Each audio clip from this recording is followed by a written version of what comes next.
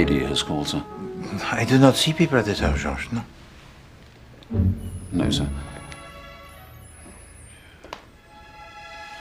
Does she give a reason for wishing to see me? She says Mrs. Oliver recommended you, sir. It's about a murder she might have committed.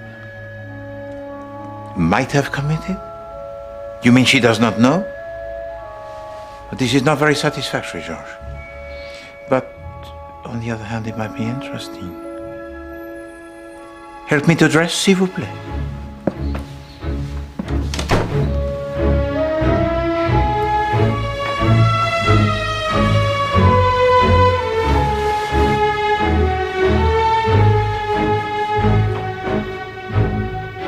Merci.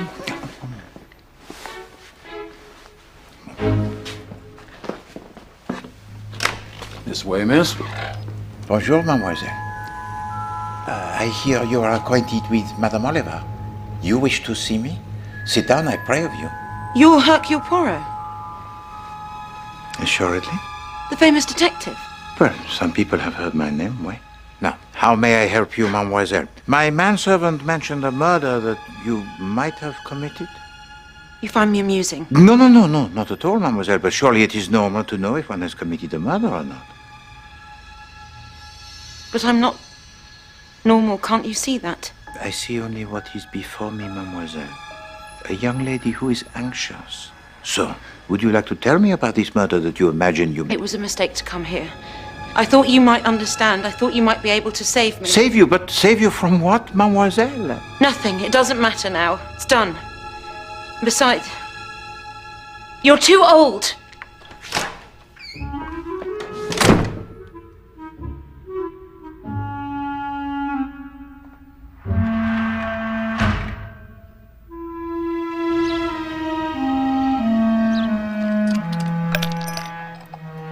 Too old?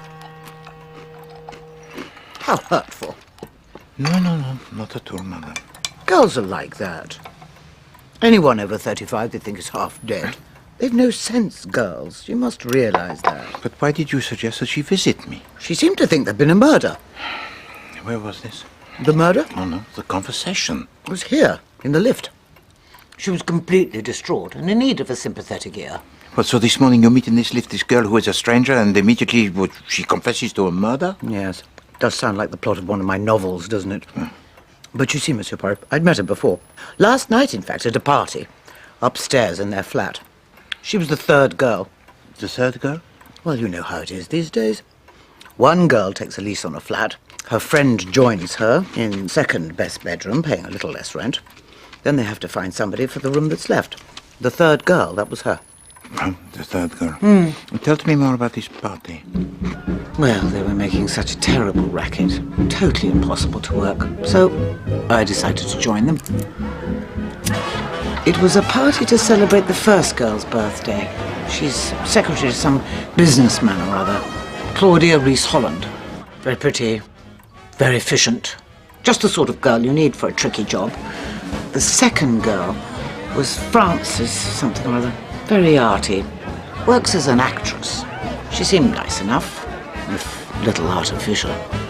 And then there was the third girl, looking somewhat left out, as if she didn't quite fit in. In fact, the only time she came to life was when the peacock arrived. Pardon, what is this peacock? Yes, the peacock. Well, at least that's what he reminded me of. He's a painter, David Baker. Very flamboyant, quite effete, though he was making eyes at the third girl from the moment he arrived. And this third girl, how does she call herself? Norma Raystrick. I see. So this morning you meet this Mademoiselle Norma Raystrick in the lift and she confesses to a murder. Tell me, madame, who has been murdered? Well, she didn't say. She seemed confused and upset.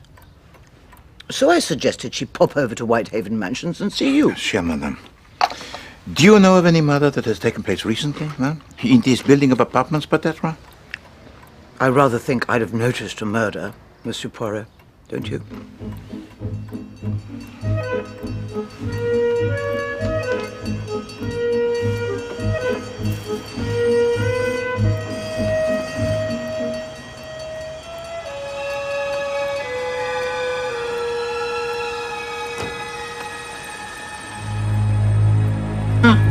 Inspector Nelson arrives.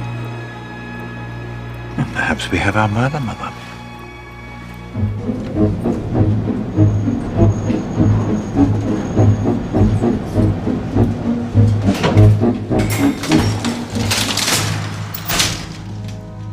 Constable, will you tell the Inspector Nelson that Hercule Poirot is here?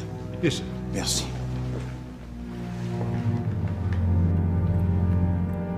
Poirot, I'd have guessed you'd turn up. Inspector Nelson?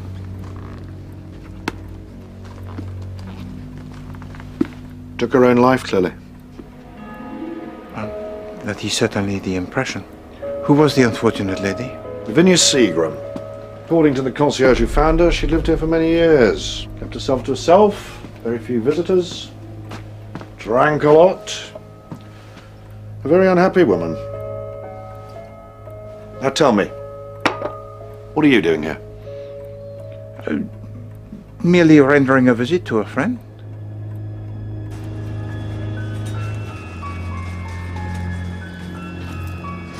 A life so sad, huh? As was her death. Did she leave a note of suicide? It's personal. And will you permit that I examine for myself her apartment? For what reason? Curiosity only. Curiosity, eh? Well, if you must.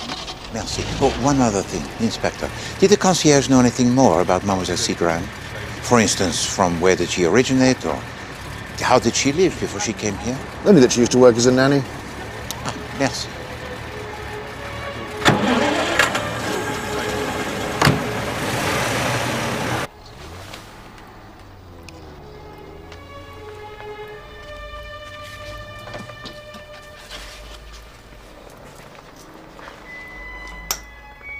Cross Edges, Long Basing, 1917. The Last Happy Summer. A.J. Battersby. Nanny Seagram, Mary, and Mademoiselle Norma. There is the connection, huh? And Mary? The mother, perhaps? The Last Happy Summer. I feel that there is here something strange.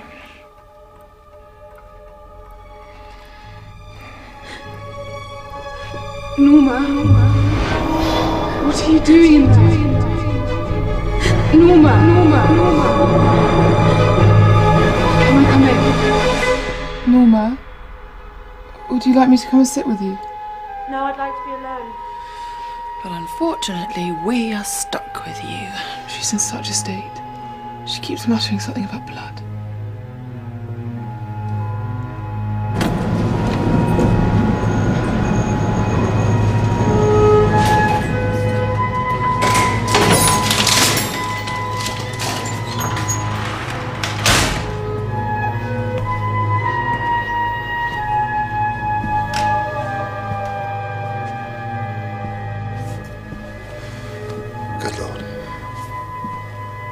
Poor Nanny.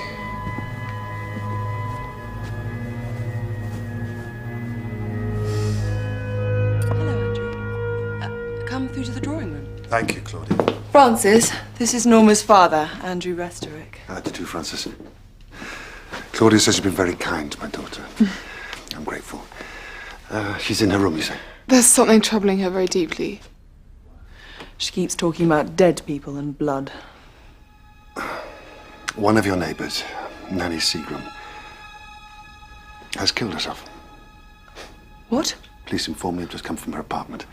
Perhaps Norma's already found out. Killed herself? Her old nanny? Oh, no wonder she's behaving as she is. Poor Norma.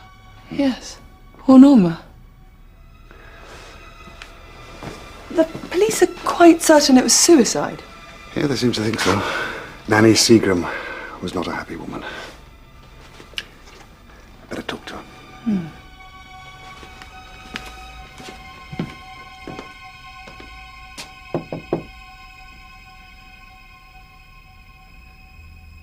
I was there. I killed her. You haven't said this to anyone else, have you? I said something to Mrs. Oliver, I think, and to an old man I met. But no one believes me. Because it's not true. Look, I think I can help you. There are places where you can get help for these morbid thoughts. An asylum, you mean?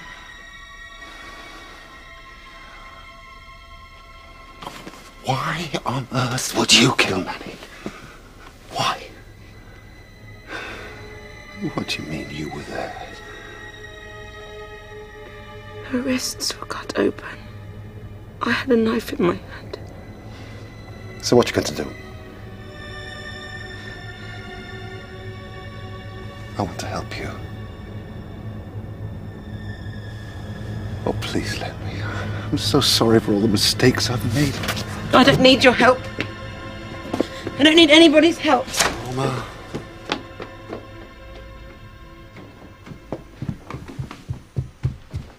David, what are you doing here? I came to see you. Thought you might like to go for a walk. What's troubling you? I think I'm losing my mind.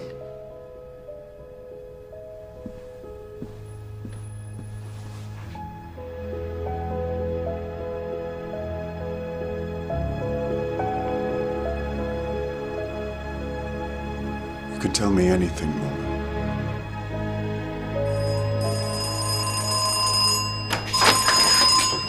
Yes, can I help you? Yes, I'm Ariadne Oliver, the novelist. Sorry, we don't buy or sell anything at the door. I was a guest at Claudia's party the other You're night. the woman who's always complaining about the noise. Only when you're dancing. I live directly below, you see. I think that's why Claudia invited me. I was hoping to have a word with Norma. Norma Restrick. So you see, Norma and I were having a marvellous conversation about modern fiction, and she so sweetly said she'd like to read one of my poor efforts. So I promised to pop one round. And here you are, popping it round. So, you're the first girl and you're the second. Are you old friends? No, I answered Claudia's advertisement and rooms to that. And Norma? Why are you so interested in Norma, Mrs. Oliver? She seemed troubled about something. Do you know her well? Norma's father is my boss, Andrew Restorek. Ah, so that's how Norma happened to take a room here. He wanted you to keep a kind eye on her, I suppose. I suppose. Anyway, I'll make sure the book gets to her. So you have no idea where she is? Norma walks the streets a lot. She's a very introspective girl. She has a great uncle she's fond of. Perhaps she's gone to visit him in the country. No. Apparently, Norma doesn't go to cross hedges anymore. Her dear old doddery great-uncle has a new friend, which of course means that Norma is no longer the centre of attention.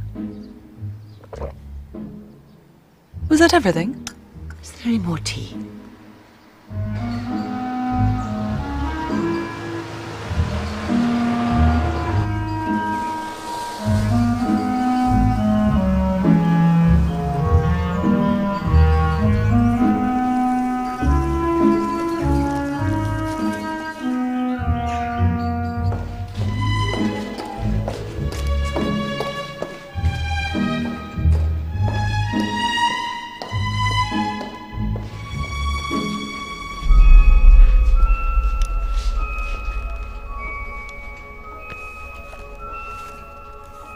The last happy summer.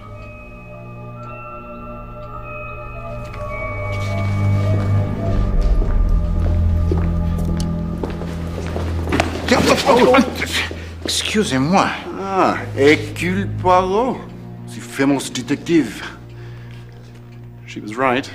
You are too old. And you are? Baker. David Baker. Ah, Monsieur Baker. You are an acquaintance of Mademoiselle Restrick, are you not? You could say that. You're working for her father, I suppose. Oh, you do not like him? I've never met him.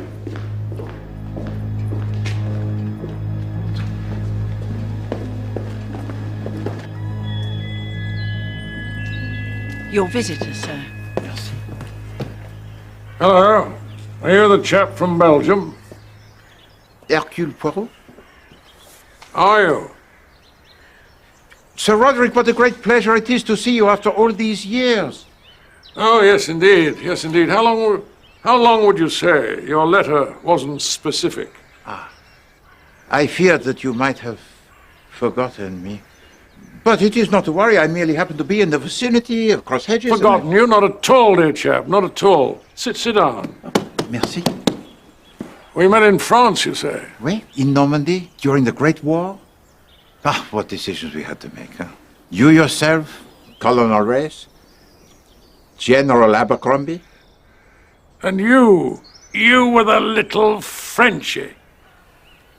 I was the little Belgian. Oh, yes, of course, of course. Those were the days, eh, Pierrot? Do you ever see old Abercrombie? Well, here and there, oui, from time to time.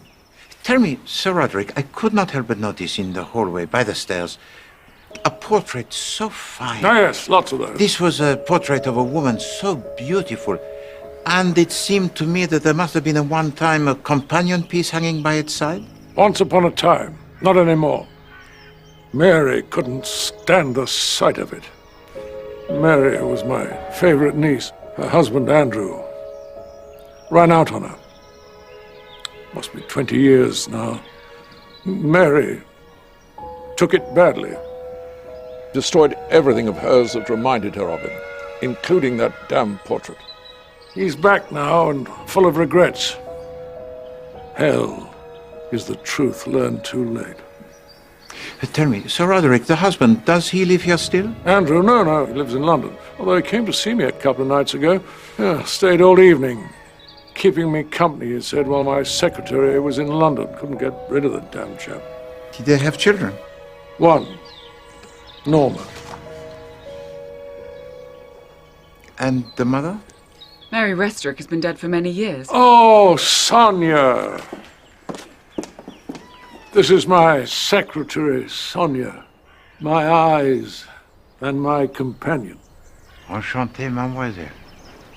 Hercule Poirot. Yes, I guessed as much. I read your letter. Oh. I'm afraid Sir Roderick tires easily. He doesn't normally see visitors. Ah, je suis désolé. I will detain no longer of his time, huh? I'll show you out. No, there is no need. I insist.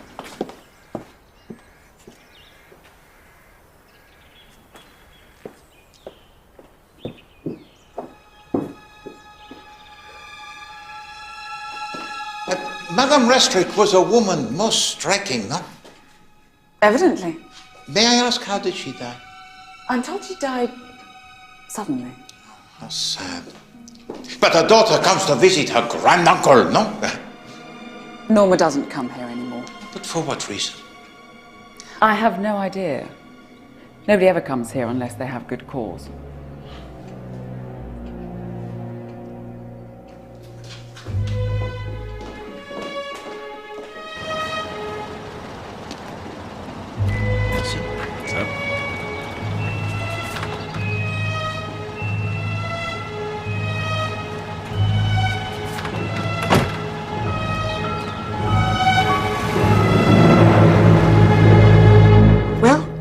What did you find out at Cross Hedges? Nothing. How dreadfully dull. Not at all. The fact that Poirot discovered nothing means that there is a great deal that is being concealed. What did you find out? Well, the first girl told me Norma's had a falling out with her great-uncle. Something about a new friend he has. Ah, that I can understand. And the second girl?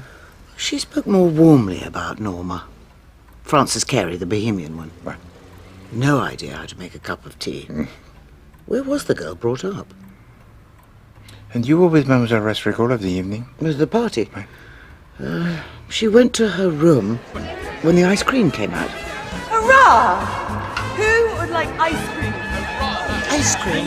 What a wonderful idea. Excuse me. I had a bowl and left. Didn't find anyone to talk to. Nobody seemed terribly interested in the fate of the modern novel. Well, not even the artist that you mentioned, this David Baker? Oh, he was far too busy for me. He spent all evening talking to Frances. It struck me they didn't want to be overheard by anybody. Oh, one more thing. Claudia Rees-Holland. She's secretary to Andrew Restrick, Norma's father. Oh, well, then it seems that I must make an appointment to see this Monsieur Restrick, no? What can I do? Nothing, madame. Nothing? No, nothing at all. Just to be careful, huh? Where there is murder, anything can happen. Murder? Who's been murdered? Well, Nanny Seagram, of course. So, you don't think she took her own life? No. Not for 1 second.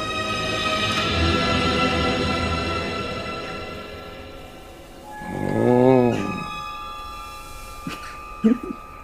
I decided to buy some new shoes. Do you approve? I like the leg. So he was an old war comrade of yours? Who? The frog? Never met him in my damn life. Are you sure about that? Told me he sees old Abercrombie from time to time. Have to dig him up first. I think he came to ask questions about Norma and her mother. 2 nosy Parkers in one day. You mean someone else has been here? Some arty type called Baker came snooping around, asking questions about Norma. And he was looking for photographs. Seems that Andrews commissioned a portrait from him to hang next to Mary's. Oh well, perhaps it'll put that ghost to rest. I love family photographs. No good to me anymore. I let him take what he wanted.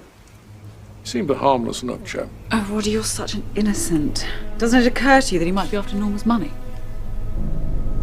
You know, since my wife died, I spent many a lonely night in your company, Mrs. Oliver. Oh, that last one was a work of genius. Lady, don't fall backwards. Oh, that's funny. I could have swore I locked that when the police were done. Thank you so much, Alf, you're a dear. I won't be long, I promise. He, Poirot, may be content to sit and do nothing. I, Oliver, am not murder. Fiddlesticks. If a woman in one of my novels wanted to hide a note where it would be found, wanted to hide a suicide note, someone was bound to look.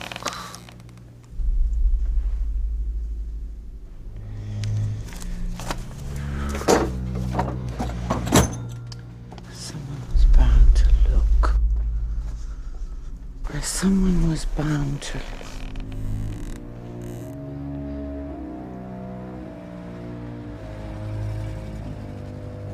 Where would a woman consider an obvious place to look?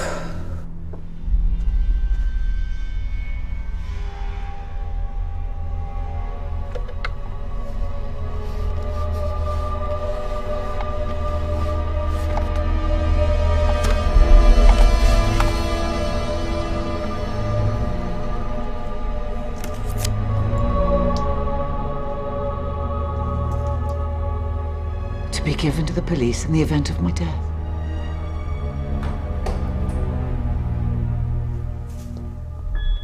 It's her. It's the third girl.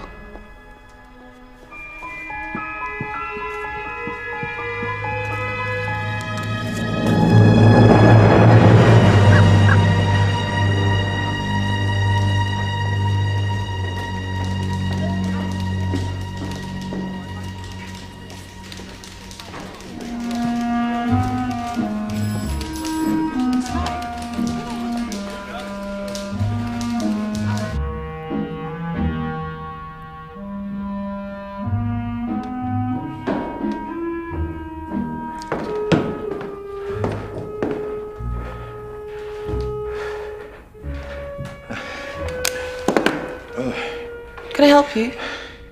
Un moment, s'il vous plaît. I wonder if it might be possible for me to see a Monsieur Andrew Restoring. Hercule Poirot. Take a seat. Merci.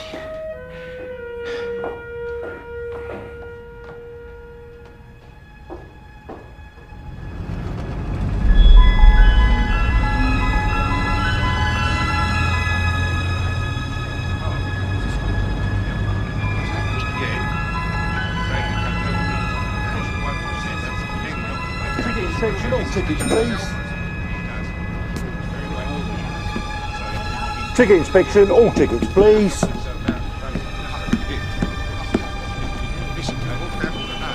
Ticket inspection, all tickets please.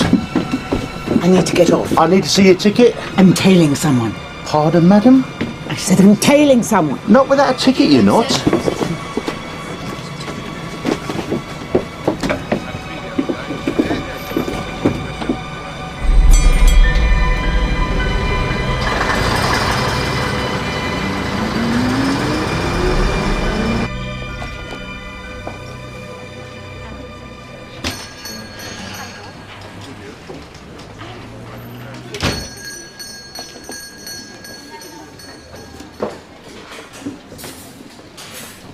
Christie. Bath bun and a cup of coffee, please. Sorry? Bath bun and a cup of coffee, please.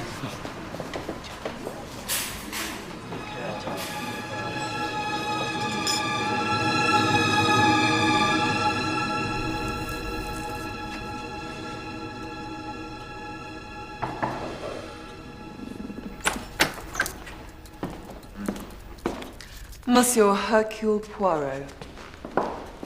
Monsieur Respect? You're the chap who called on Uncle Roddy, pretending to know him from the war. I wondered if he was just being polite. And I am aware, of course, that he does not care for visitors. But not in your case, of course. I'm a busy man, Poirot. State your business. I am come to talk with you about the visit rendered to me by your daughter. You've met Norma? Oh, yes, indeed. She asked me to save her. Save her? From what? Well, that I do not know. Do you?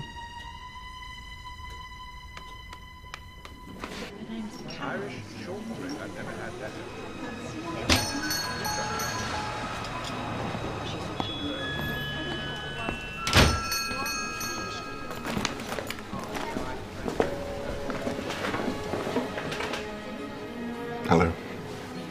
Hello. I'm afraid I can't stay very long.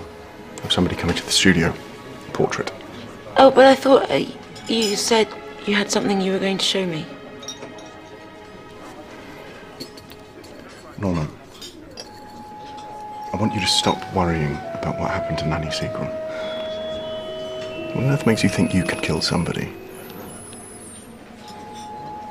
Now, I know that you're a rather wealthy young woman, which means you must be careful. So careful. So? I should go. But you'll hear from me again soon, Norma. Trust nobody. Not even me.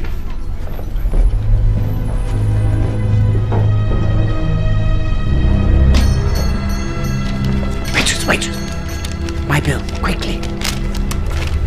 My daughter Norma has often needed psychiatric help since her mother died. She can get hysterical, melodramatic.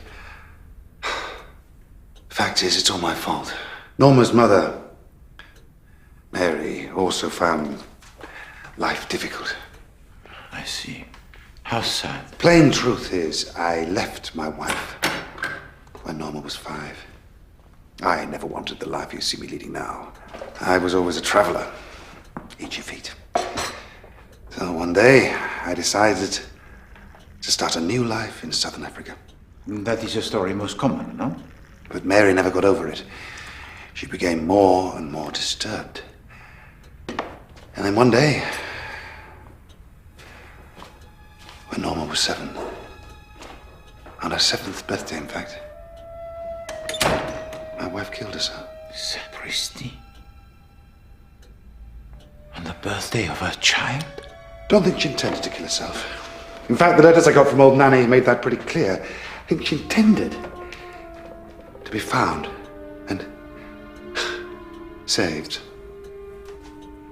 But tell to me, monsieur, who was it who actually discovered the body of your wife?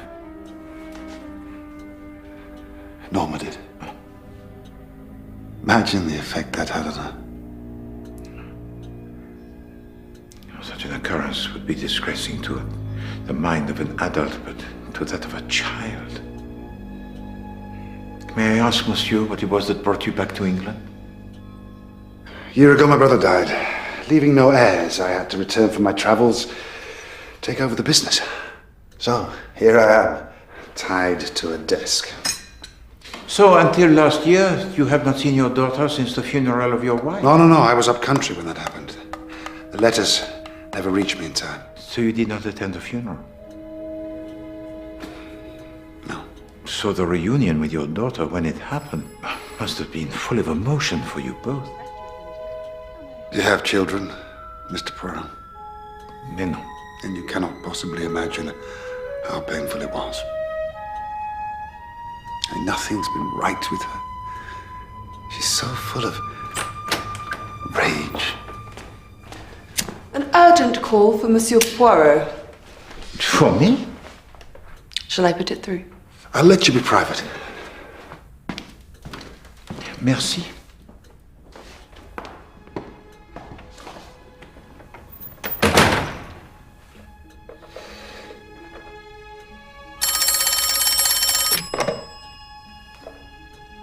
Hello? It is I, Poirot, who speaks? It's Daphne from the Mary Shamrock Tea Rooms. I think perhaps you have the wrong number. Oh, Mrs. Oliver said I was to speak only to you. So your Mr. George gave me this number. I've tracked you down, Mr. Poirot. I'm to tell you something urgently. Tell to me what? The third girl is in danger from the peacock. The peacock? And I was to tell you that Mrs. Oliver is now tailing the peacock to his studio. I understand. Thank you very much.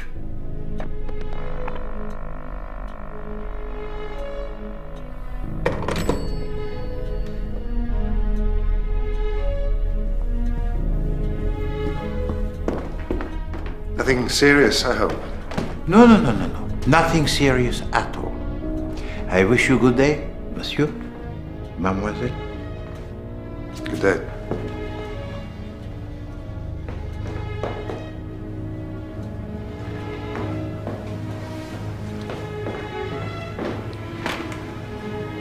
Is everything all right?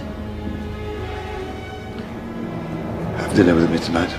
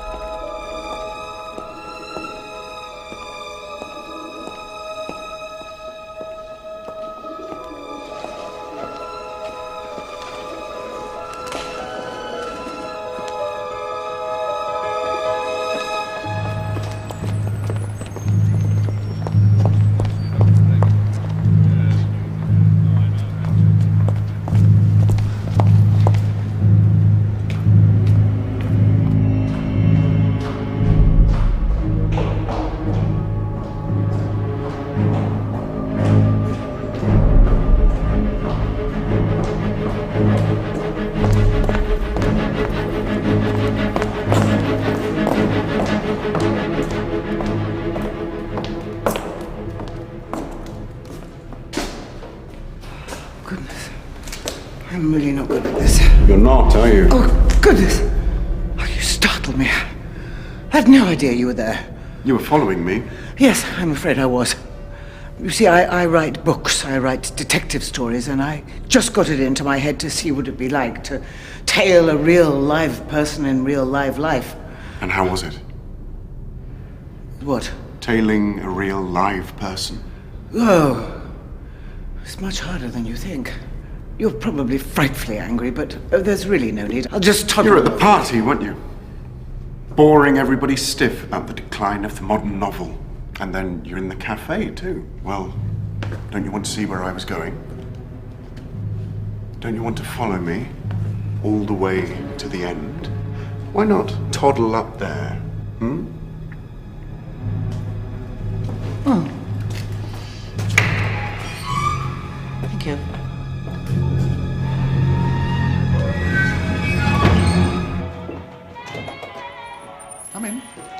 Don't be shy. Welcome to my humble abode.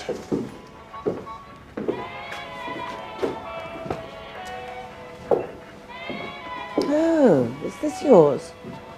Girl demanding an abortion. What do you think? Oh dear. Ah, here already. Keen as ever, I see.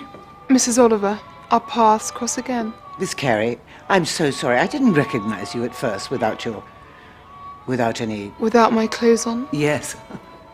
Completely naked. Mrs. Oliver kindly came round to the apartment to leave a novel for Norma to read. Did she? That was kind. What a series of coincidences.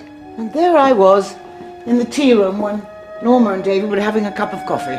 Were you really? Yes, we were, as a matter of fact. Extraordinary coincidence. And then she decided to see what it would be like in real life to follow someone.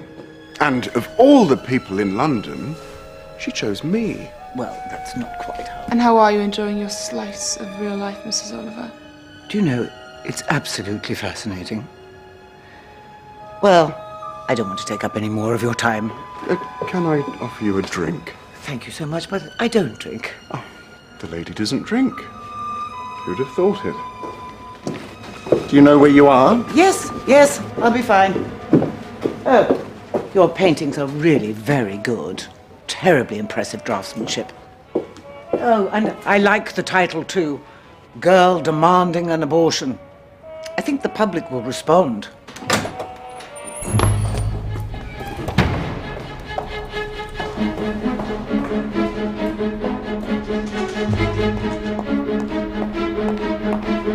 Right or left?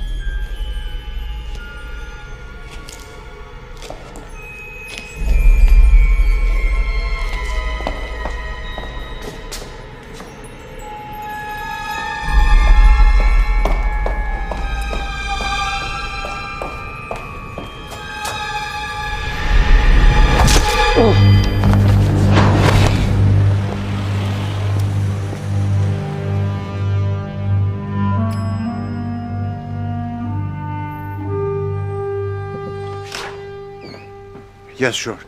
The concierge finally answered the telephone, sir. He hasn't seen Mrs. Oliver since earlier today when she left Borodine Court. She left in a great hurry, he says. That will be Madame Oliver now, George. Please to show her in. Come quickly, Monsieur Poirot.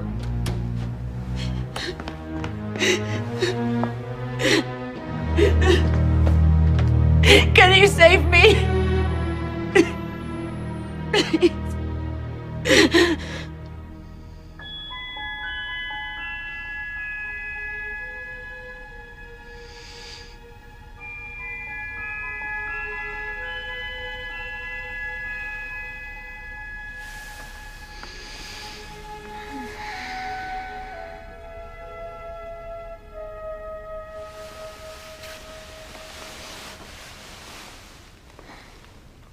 Monsieur Poirot.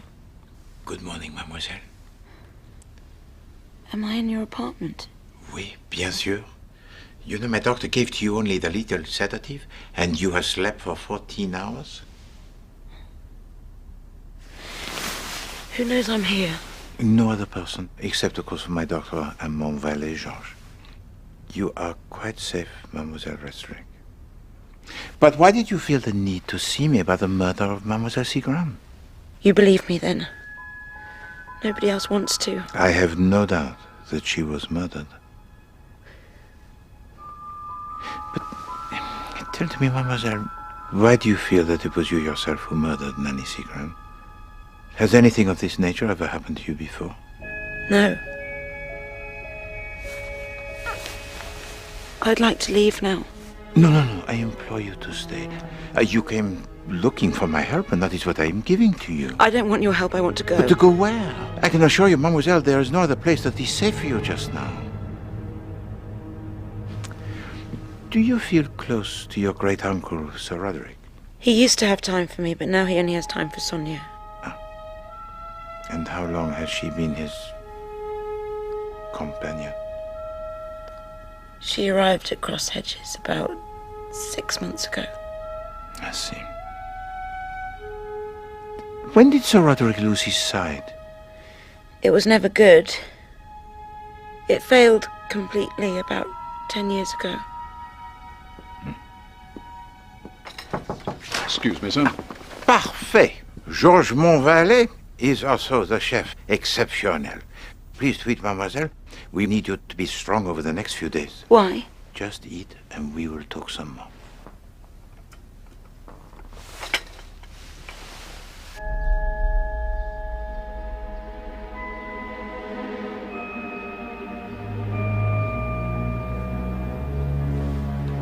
Catch the peacock.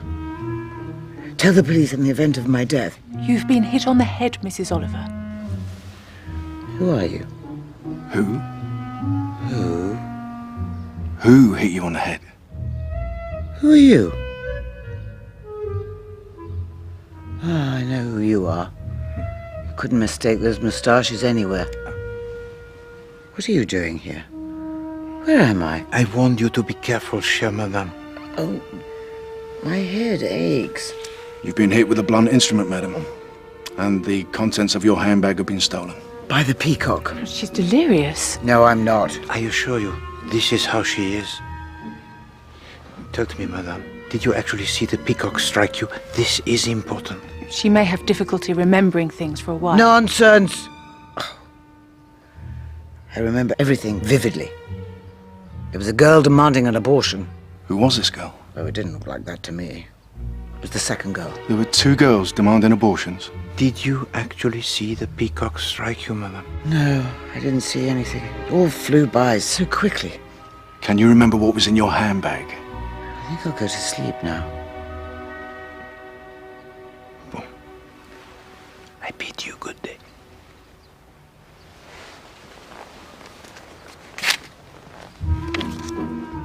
Was it the peacock that flew by quickly? They jump, don't they? You have a visitor, sir. George. Sir Roderick Horsefield and his secretary. Sir Roderick? Indeed, sir. Oh, thank you, dearest. A great pleasure to see you, Sir Roderick. Mademoiselle. Monsieur Poirot, a delight to see you again. Wonderful thing, the telephone. Rang a friend, top brass, Scotland Yard. Tell me all about you. I am gratified that you even remembered my name. Please to sit. Sonia remembered it. Little chap, big moustache. Apparently, you're our #1 sleuth. I have not been entirely unsuccessful in my profession. That's the ticket. Got a job for you. But I regret that my time it is fully occupied at the present. Looking after Norma, aren't you? I do not remember saying that. You asked questions about her. You can't fool Sonia, you see. No, indeed. Anyway, don't think you can solve the Norma problem. You can't. No one can. Poor girl's had a screw loose all her life. But Norma will be fine, as long as she can hold on to her money. And why should she not hold on to her money? Because there's a nasty little blighter called David Baker. Daub's canvases. Sonia and I think he's after the money. I want you to find out as much as you can about him. I'll pay you handsomely. I will try. And in return, perhaps you might help me. What does it mean to you, the name A.J. Battersby? Why do you ask about her? She is a woman, then? Oh, yes. Yes, she's a woman, all right. She taught Norma privately for a few months when she was a little girl. Ran her own school after that. We sent Norma there after her mother died. She couldn't stay at cross hedges, you see. Ah, yes, I see. Merci. Oh, yes. We're having a little house party this weekend. Perhaps you'd like to come. I would be most honored. Do you have a woman in tow? No. Well, bring her along anyway.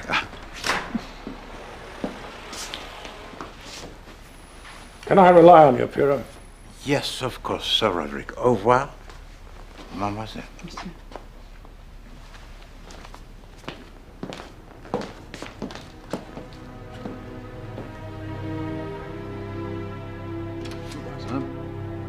Thank you.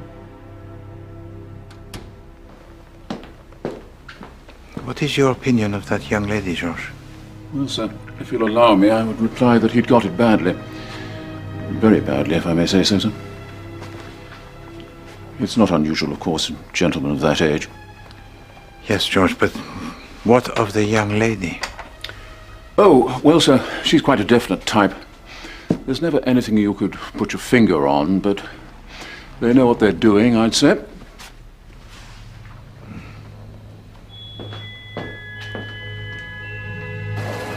On the street. Well, what do you make of that? The little frog's not nearly as brainy as he thinks. However, if he can help me stop that canvas daub in his tracks, all well and good. Who's my clever, clever man? Now, should we conclude the day's business? I spoke with your father recently. You're working for him, is that? No. I wanted to meet him now. He told to me that he asked Mademoiselle Claudia Rees-Holland for you to be the third girl. He didn't have to ask. The company owns the apartment. And nannies, of course. And you and Mademoiselle Rees-Holland have become friends? I have no friends. I thought I had David. Monsieur Baker. You have fallen very much in love with him, no? I was just being silly. It was naive of me to confide in him. You know, Norma, you really are a lovely girl. Especially when you smile. Is my heart supposed to melt now? He must have thought me an easy catch.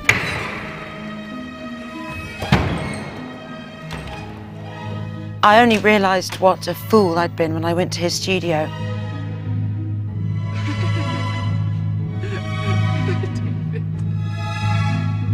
Norma, this isn't what you think. Mademoiselle, your father told to me about the day your mother died, and that she killed herself, and that the tragic nature of her death has marked you deeply. I beg of you, mademoiselle, can you tell to me exactly what you remember about that day so terrible? We're late already, Norma. She was so very insistent, your mummy said, very strictly. Please, just one ice cream. Mummy won't mind. It's my birthday. She wants to return promptly to be ready for the party.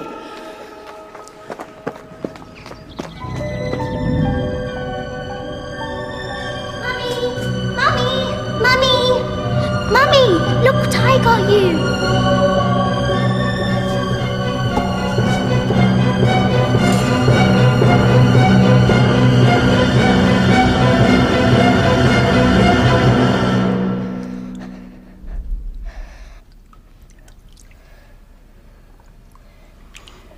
Can you save me? But I couldn't save her.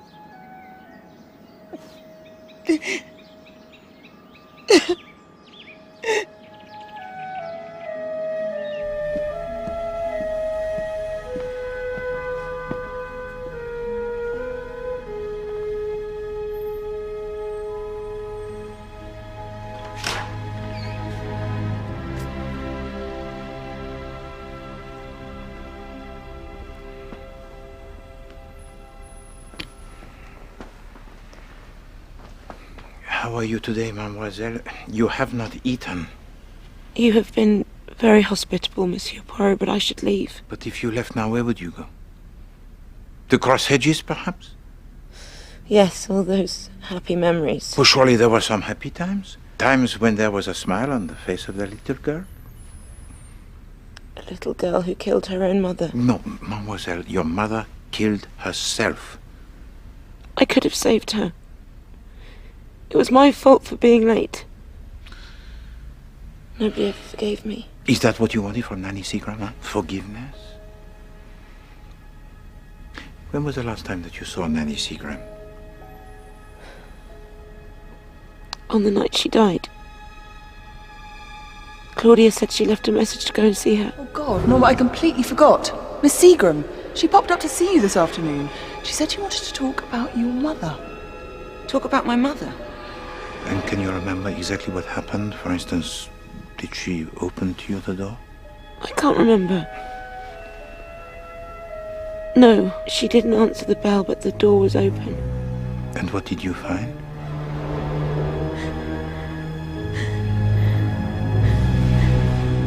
I had a knife in my hand. No.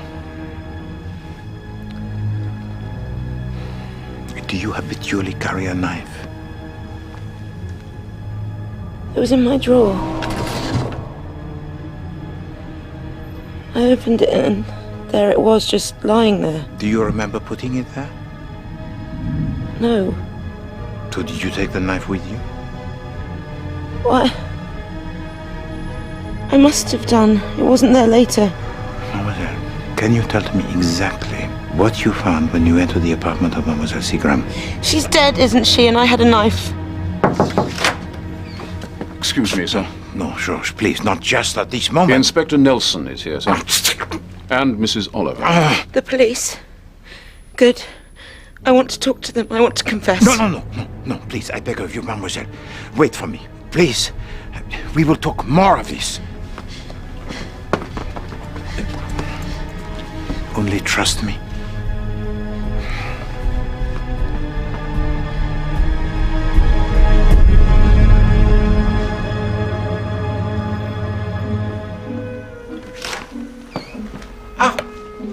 Madame Oliver.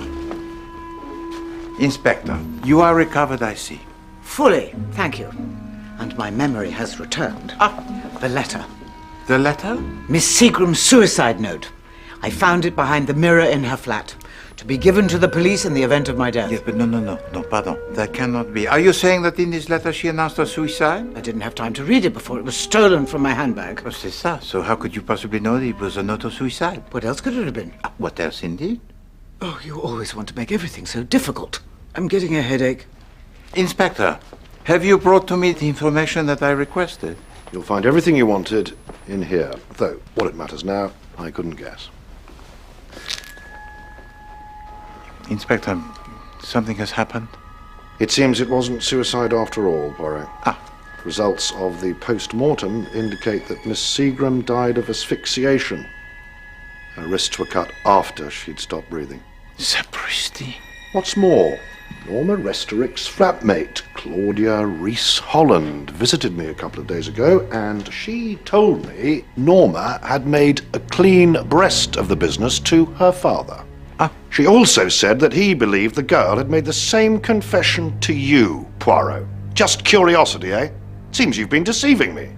Je suis désolé, but to indulge me, if you please, for one moment. Can you remember exactly when it was that the secretary to Monsieur Restorick denounced his daughter as a murderess? It was 2 days ago. 2 days? That was when I was attacked. Do you have any idea where this girl is, Poirot? You can't stop me. Please, miss. I'm here.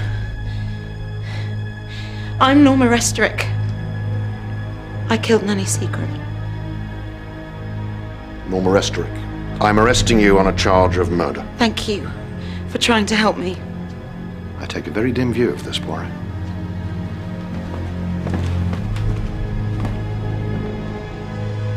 If you will, sir. First time I clapped eyes on her, I thought the young lady had birds in her attic. Thank you very much, George. Coffee for two, if you please.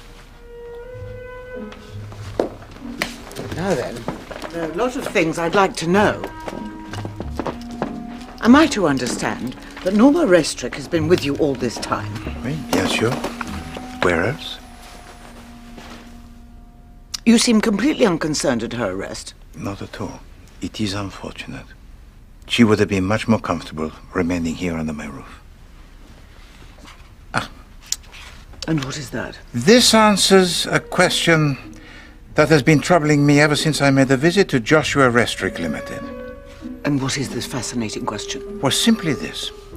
When I arrived there, Mademoiselle Claudia Rees-Holland was sitting at her desk repairing her maquillage, and in front of her there was no correspondence, no files, And for the duration of my visit, the telephone, it sounded only once, and that was for me, from Mademoiselle Daphne, on your behalf, from the Mary Shamrock tea rooms.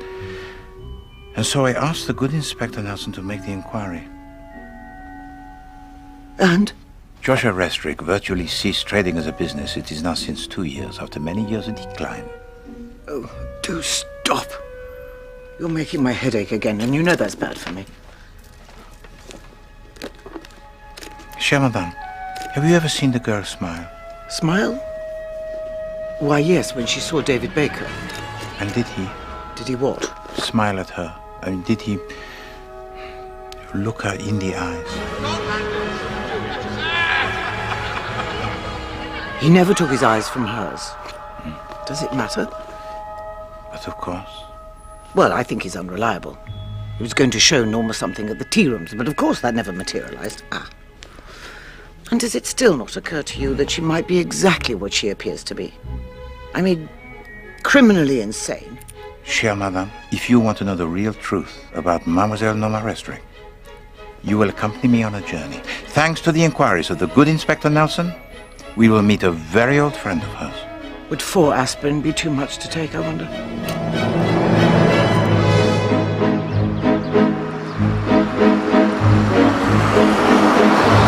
Where did you say Miss Fancy Heart's gone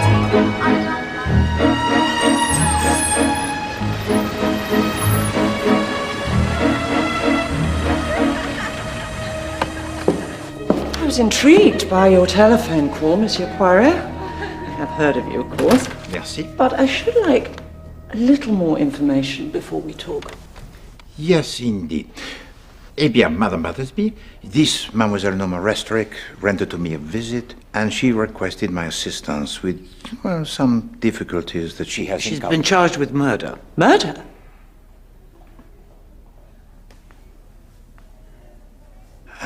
So firstly, may I ask, did you like Mademoiselle Norma Restrick when she was here as a pupil? I like all my girls. Oh, yes, of course, but what sort of girl was she?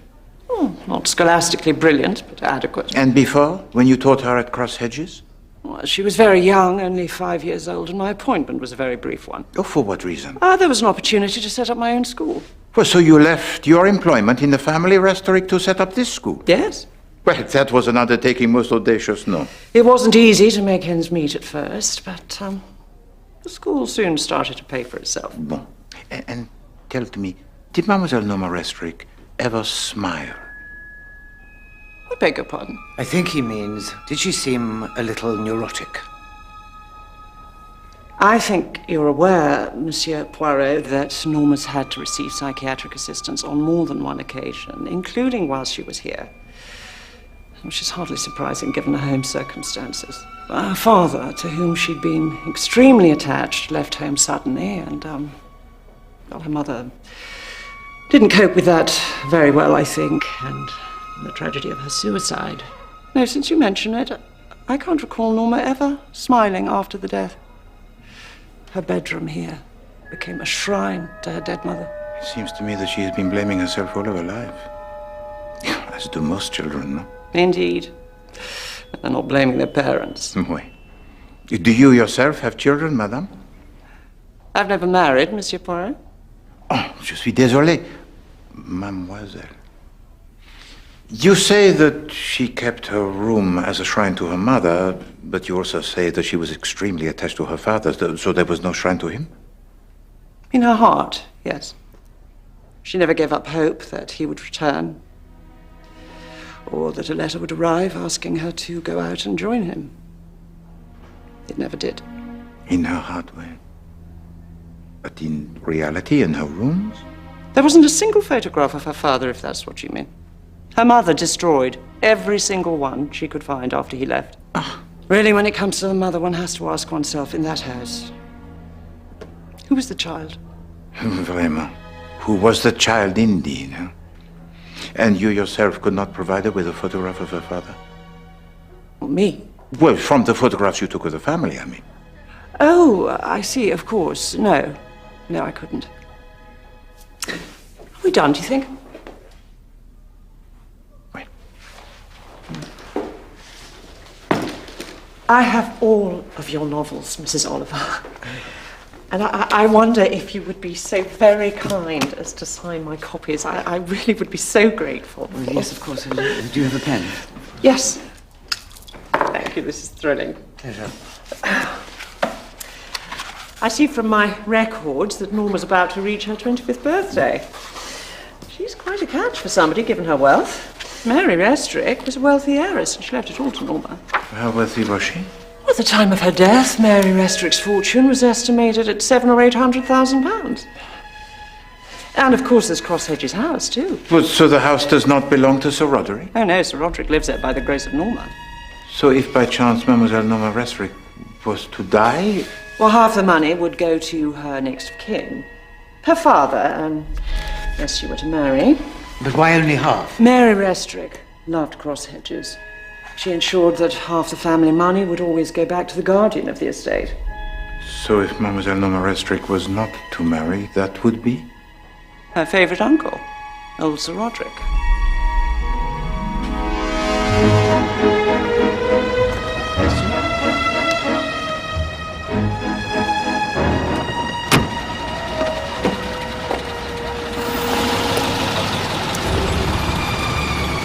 This Sonia woman you told me about, she's obviously hoping old Roderick will come into Norma's mother's money. Didn't you tell me Sir Roderick asked you to flush out David Baker? I said, it seems to me I heard that you, would... madame. I am thinking. It is my custom. Oh, is that all? What about? Tell me, madame, when you entered the apartment of Nanny Seagram, against the advice that I gave to you most expressly, but let us overlook that for now, how did you gain the entry? Oh, Alf, the concierge. He'd do anything for me. He's my #1 fan, he says. How gratifying. He let you in? Yes, but in fact he didn't need to. The door had been left unlocked. I see. And once inside, you just discovered the letter? And I didn't tell you how. No. It was terribly clever, although I say it myself. I simply asked myself, where would a woman hide? Yes. But did anything else happen? Well, for a second I had the feeling that someone was there in the apartment. But of course I imagined it. Anyway, I said to myself, where would a woman hide? Wait. Are you sure that there was no other person? Does it really matter? This is of the utmost importance, madame. Oh, you really are the most maddening man. I couldn't say for certain one way or the other whether someone else was in the apartment. I rushed out, chasing after the third girl. Oh. Bon. All is becoming clear.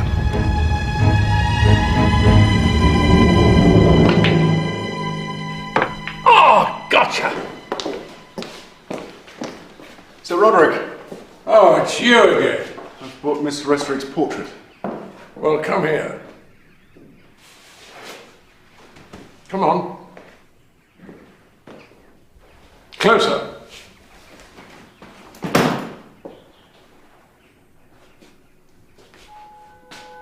You know, Sonia thinks you're a bad egg. If that refers to me and Norma, I can assure you I have only her best interests at heart. Yes, I can see that now. You're not going to be any trouble at all. Ha ha ha! You're a good egg! The maid will see you up. And you can leave that thing here. Oh, damn.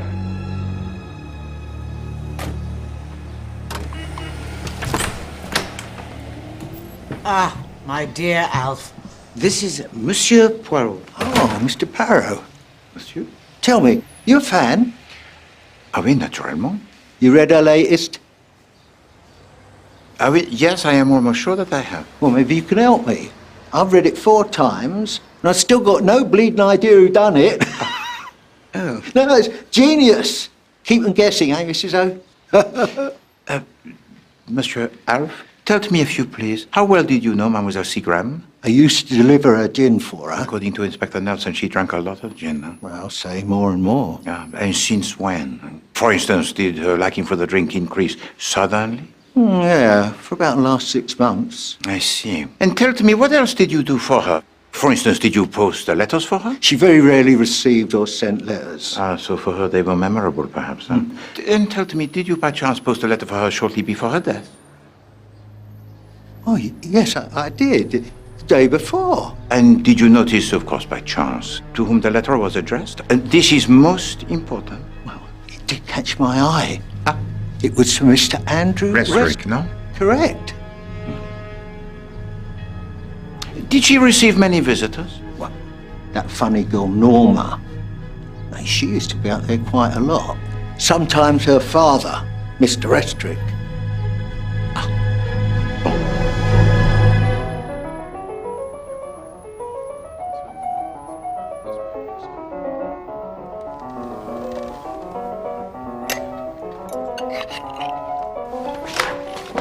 A visitor, sir. Monsieur Baker, I was expecting you. Merci, Georges.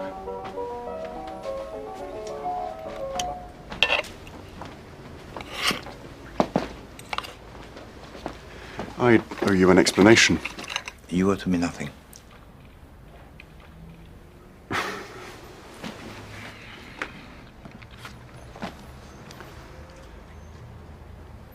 I'd like you to look at this. I assure you that there is no need. I know what it is, and it is not I who needs to see it. I believe you've had this in your possession since we first met that day across hedges. You could have shown it to Mademoiselle Norma Restrick at the Merry Shamrock Tea Rooms, and yet you did not. She seemed so fragile. I didn't know how she might react. Monsieur Baker, Mademoiselle Norma is not her mother.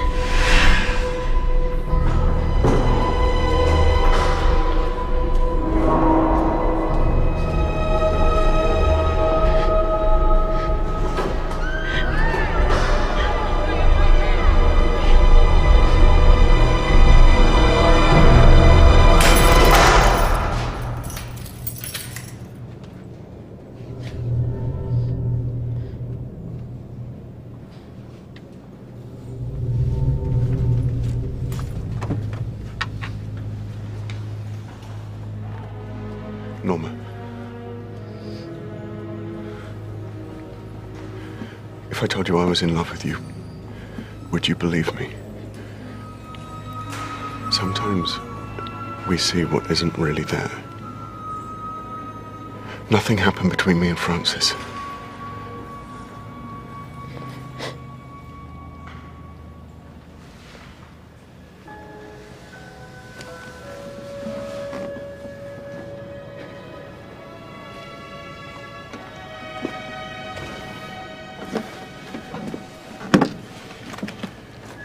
Show you something.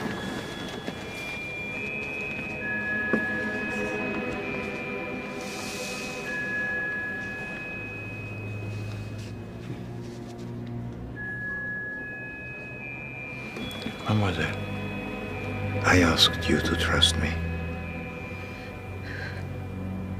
Will you?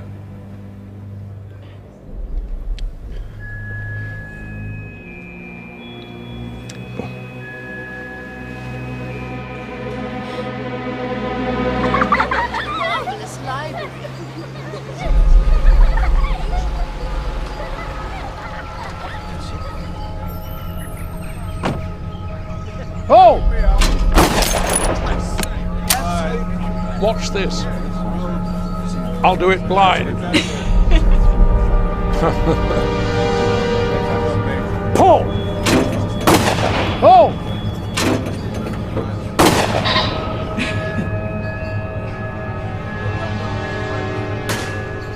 Look over there. How are you, Mrs. Oliver? Oh, Mademoiselle. I do hope you've recovered. Oh, from the bump on the head. No, from the sugar seeing me in the bath. If the painting in the hall has anything to go by, Mr. Restrick's first wife was quite a looker. Of course, that was all a long time ago, as Claudia keeps reminding everyone.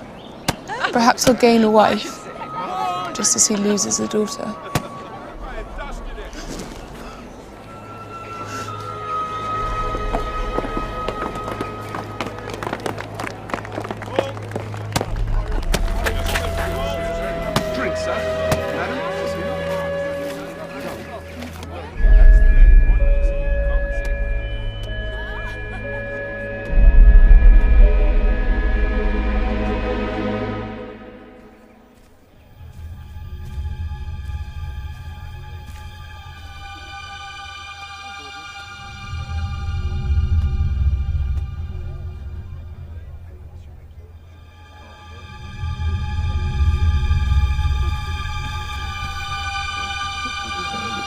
Thank you.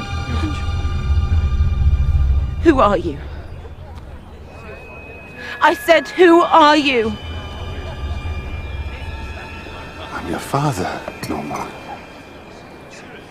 What's she doing here? Norma, you all right? But I thought... we all thought... What did you think? Darling Norma, please try not to get overwrought. Well, well. Come to spoil another party, have you? What on earth are the police playing at, letting her out? Shut up! Ow! Norma! Norma! I'm sorry, I just don't understand. The police let me go, Daddy. I'm free. That's wonderful. Uncle Roddy'd be so happy that you're here. Darling girl, you remind me so much of your mother. Only she were here to see you now. You! Oh my God, she's insane! Norma!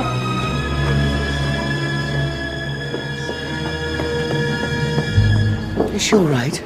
Parfaitement. She's dealing with the memories that haunt her. But is she strong enough to go through this? Let the game be played out.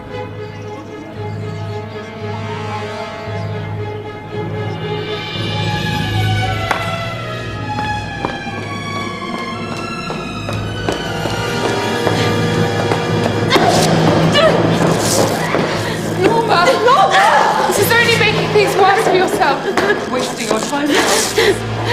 You really are insane, aren't you? I don't want to talk to you. I don't want to talk to anyone anymore!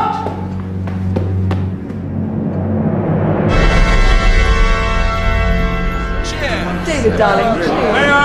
May I interrupt? Quieten down, please. Sir Roderick wishes to speak.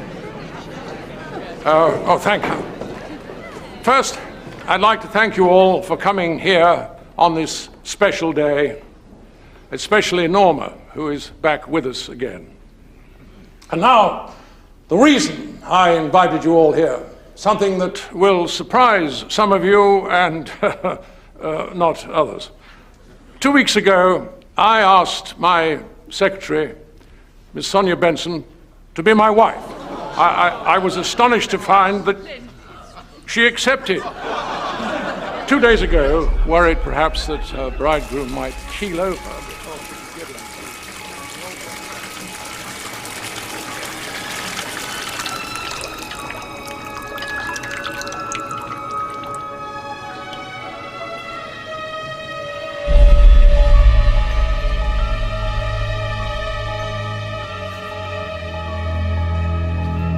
Sonia persuaded a very willing knight of the realm to accompany her to a registry office where we were married.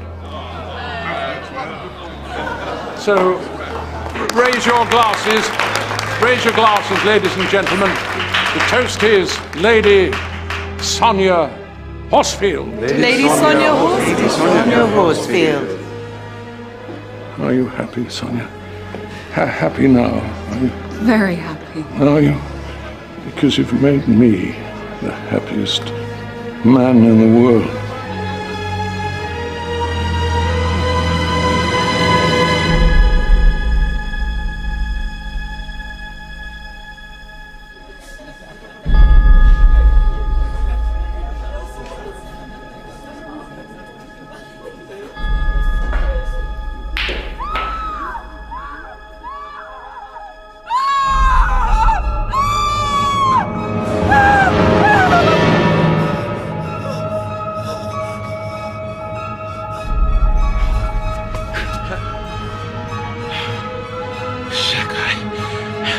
too late. Monsieur Restrick, please allow me to deal with this immediately.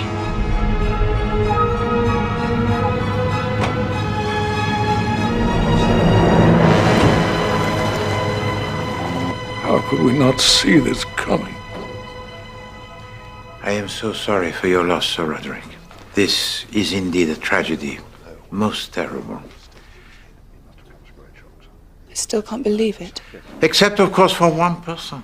And I refer to the person who had hoped for and encouraged this tragedy for a long time. Who could possibly wish Norma dead? Who indeed, huh? Perhaps you yourself, Lady Sonia. In the terms of the legacy of her mother, your new husband inherits half a portion of the fortune of Mademoiselle Norma. Or perhaps Mademoiselle Claudia, who despised her in a manner that was so obvious, and who had the hope of marrying her father, who also inherits a half share of the fortune of his late wife. Or Mademoiselle Frances Carey, who had become so infatuated with the young man who was so loved by Mademoiselle Norma Restrick, Monsieur David Baker, whose love for her seemed to increase the more he discovered how wealthy she was. But in order to answer this question, it is necessary to ask another. So let us go back to the very beginning. Who wished to kill Nanny Seagram? Oh, please. This is not the time or place. Norma confessed to that. I think that's why she... And what is all this in aid of? Sir, I'd ask you to allow Monsieur Poirot to speak. Merci, Inspector Nelson. When Mademoiselle Norma Restrick rendered to me the visit, she said that she might have committed the murder and asked me to save her. Now, I would suggest that those are the words not of a murderer, but of a victim. Was Nanny Seagram murdered, or was it, as the police seem to assume too easily, the suicide? I could not be sure of the answer. But an inscription on the back of a photograph. Cross Hedges, Long Basing, 1917. The last happy summer. A.J. Battersby. Caused me to suspect that the death was somehow connected with some trauma in the lives of Mademoiselle Norma Restrick and the Nanny Seagram. So, I made a visit to Cross Hedges, and I learned there something crucial to my investigation. I made the acquaintance there of Monsieur David Baker. Why was he there?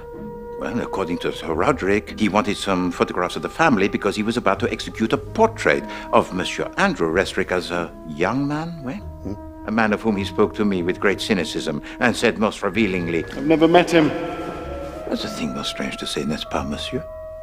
But I digress. Let us return to Nanny Seagram.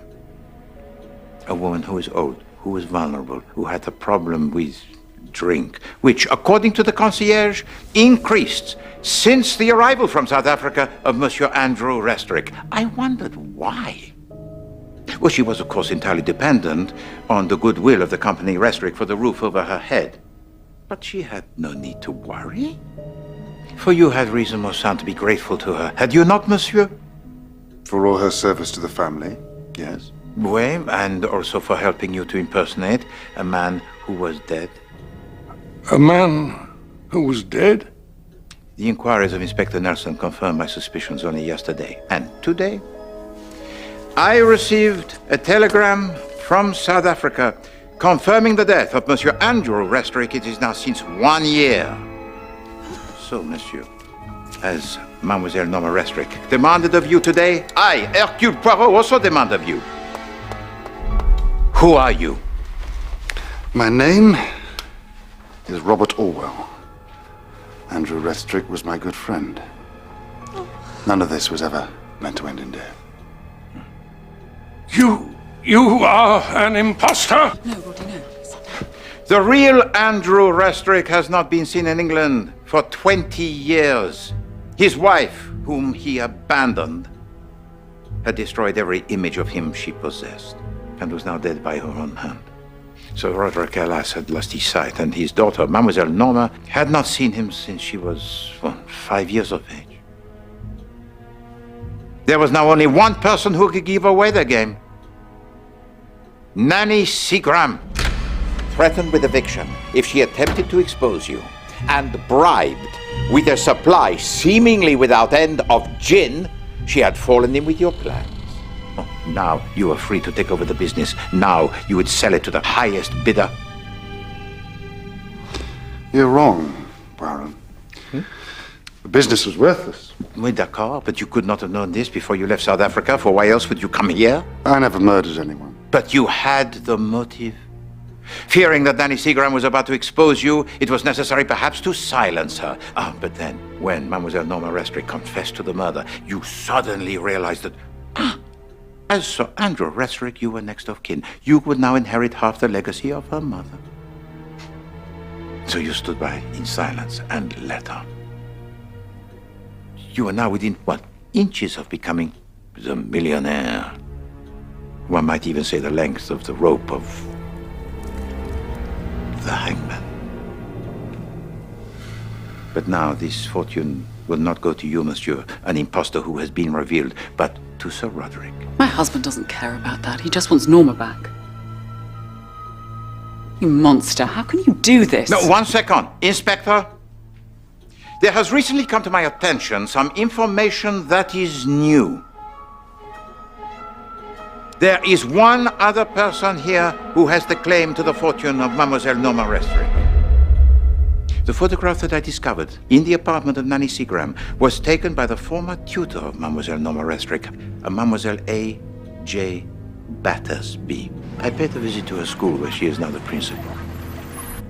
And I found there a woman full of emotion about a child who had been abandoned and a man who had deserted them both. She never gave up hope that he would return, or that a letter would arrive asking her to go out and join him. It never did. And a woman, moreover, who misled me about dates. She told to me that she had moved straight from her employment as the tutor to Mademoiselle Norma Restrick at Cross Hedges into setting up her own establishment. But that was when Mademoiselle Norma was 5 years of age, and well, that is now since 20 years. But Meadowfield School, it was only established, it is now since 18 years. So what was she doing in the 2 years in between? And why had she left her employment at Cross Hedges after so brief a time? Now, I would like to ask you, Sir Roderick, to confirm my suspicions. The reason why Mademoiselle Battersby left Cross Hedges so abruptly was because she had fallen in love with Andrew Restrick and conceived by him a child. Am I correct? Yes, Poirot, you are correct. She left suddenly. Disappeared for 2 years. C'est ça. So she went away secretly. Bore the child. A girl. The half-sister to Mademoiselle Norma Restrick. Is that not so, Mademoiselle Carey? Or should I call you Mademoiselle Battersby?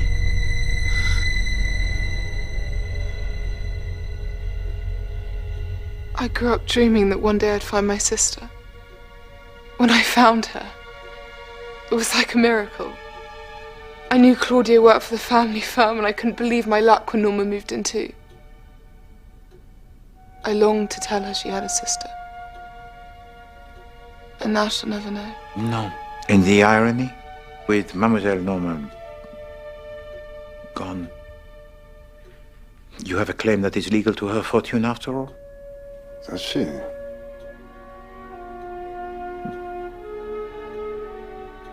But nothing can bring Norma back, can it? No. Nothing can bring back Mademoiselle Norma. Constable?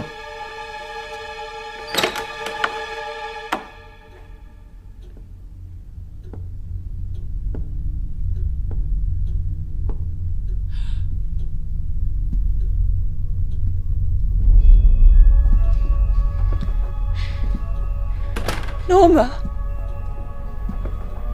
But you're dead. I saw you dead. You saw what you wanted to see. Messieurs, dames, it is now the time for Poirot to unveil to you the truth.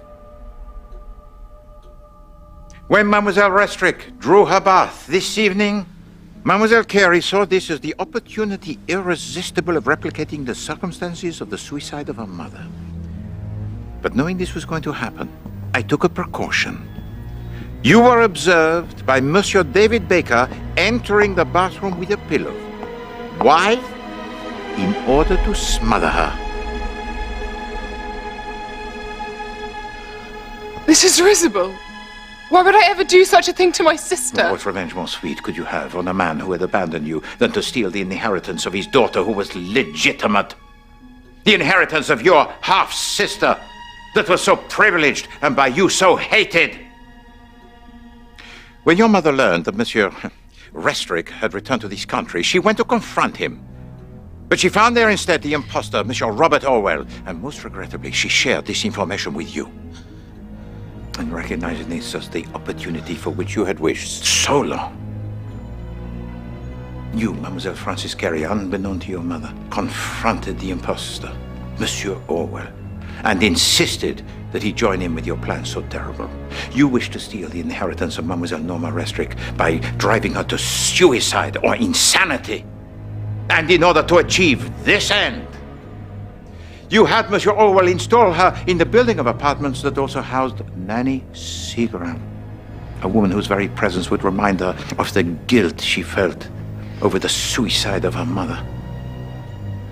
You calculated the effect that this would have on a mind so fragile, and you, as the actress with aspirations, of course you would play the part of the friend so loving and so supportive, hein? Poor Mademoiselle Norma Restrick, who is now so frail, had become your prey. You, oh, of course, you were always there for her. Norma, would you like me to come and sit with you? Provoking memories that were painful. Hurrah! Who would like ice cream? You even planned to steal away the young man who tried to give to her existence real love and hope. But this campaign against the psyche of Mademoiselle Norma Restrick reached its climax so inglorious in the murder of Nanny Seagram. It was no accident that Mademoiselle Norma Restrick felt responsible for her murder. You orchestrated this conviction with precision.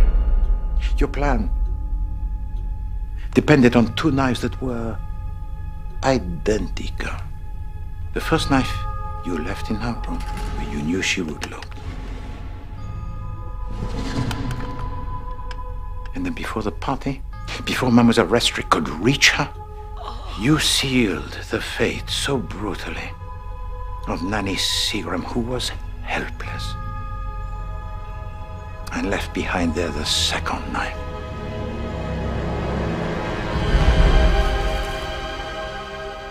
And then once you had learned that Mademoiselle Norma Restrick had discovered the body, simply you had to remove the first knife that Mademoiselle Norma had left in her drawer. And now, with her mind in a state of total confusion, Mademoiselle Norma Restrick was fully convinced that she had committed the act, and she was headed now perhaps towards the suicide. But when she confessed to the murder, the result would be the same. She would hang. And when she was released from prison this morning, there was only one option open to you: to hurry along her death. But I, Hercule Poirot, had promised to himself to save her. And the only way I could do this was to kill her before you could.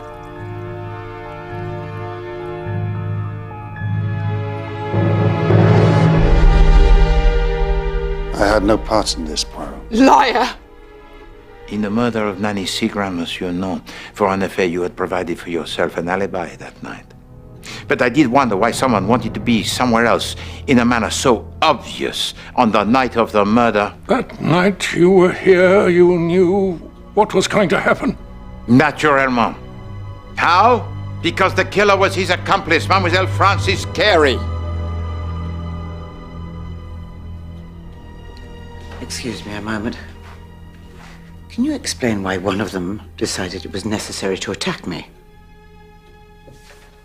Well, Madame, all this hinges on a letter that was written by Nanny Seagram. She could endure the pretense that Monsieur Orwell was Monsieur Restrick, but the sheer wickedness of this new conspiracy proved too much for her. So she wrote to you a letter, did she not, Monsieur? threatening to denounce you if you did not desist. And in order to protect herself from your retribution, she hid a copy of that letter to be read in the event of her death, and told to you that she had done so. So now, in your eyes, Mademoiselle Carey, Nanny Seagram had to die, and that letter had to be retrieved. But Madame Oliver had got there first. It could not have been Monsieur Orwell or Mademoiselle Claudia who had observed Madame Oliver retrieve that letter so incriminating, for they were with me. No, Mademoiselle, it was you yourself who observed her and called Monsieur Orwell to inform him of this fact. And when Mademoiselle Daphne from the merry Shamrock tea rooms telephoned to me to inform me of the whereabouts of Madame Oliver, you were listening in? Oui, bien sûr. I heard the click as you replaced the telephone receiver a second or two before I did. And now you knew exactly where was Madame Oliver.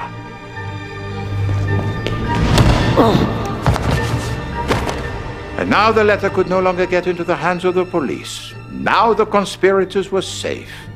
Whereupon Mademoiselle Claudia denounced to the police the pauvre Mademoiselle Norma Restring. He took me to dinner and asked me to do it. He said he couldn't bring himself to denounce his own flesh and blood. Oh God, Norma, I'm so sorry. It was all his idea. Can't you see that? Oh, you're a terrible actress, Francis, and I'm a fool. I warned you that your hatred would get in the way, but you wouldn't listen.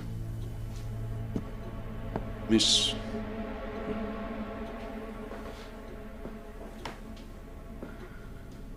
Francis. We're half-sisters. Look, David found it in Uncle Roddy's box. It's our father. I see no resemblance. What happened to my father? An accident while we were up country together. He was a good chap. I always liked Andrew. Have you nothing to say to this poor creature you tried to destroy? Is there not one impulse that is honest, human even, in your heart so black? What would you have me say? Did my father ever speak of me? Well, Monsieur Poirot wants honesty. So I'll be honest. I only ever heard Andrew mention you once. He said you were the little bitch who'd get all his wife's money. I knew Andrew was rotten, but you beggar description!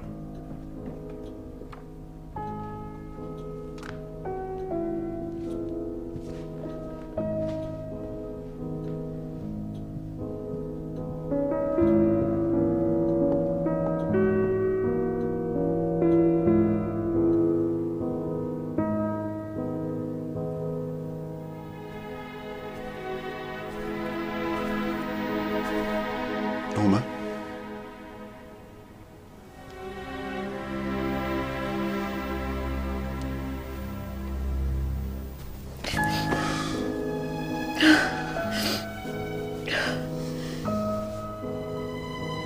So Sonia wasn't a gold digger after all? No.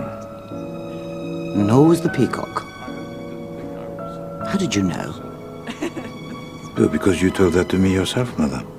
You told me that you saw him smile at her, that he could not take his eyes from hers. And the moment I realized that he was looking for photographs of the family to prove Monsieur Orwell an impostor, well, it was then I knew that he was acting for Mademoiselle Norma and not against her. You do think of things, don't you? Oh. What a calculating mind. Tortuous, that's what I call it. Tortuous. Am I so calculating, Madame?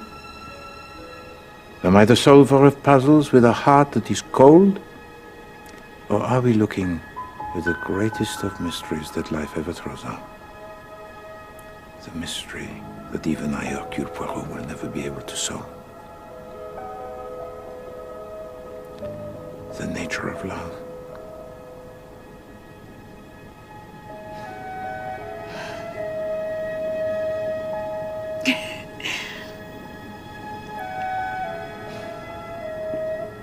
She smiles.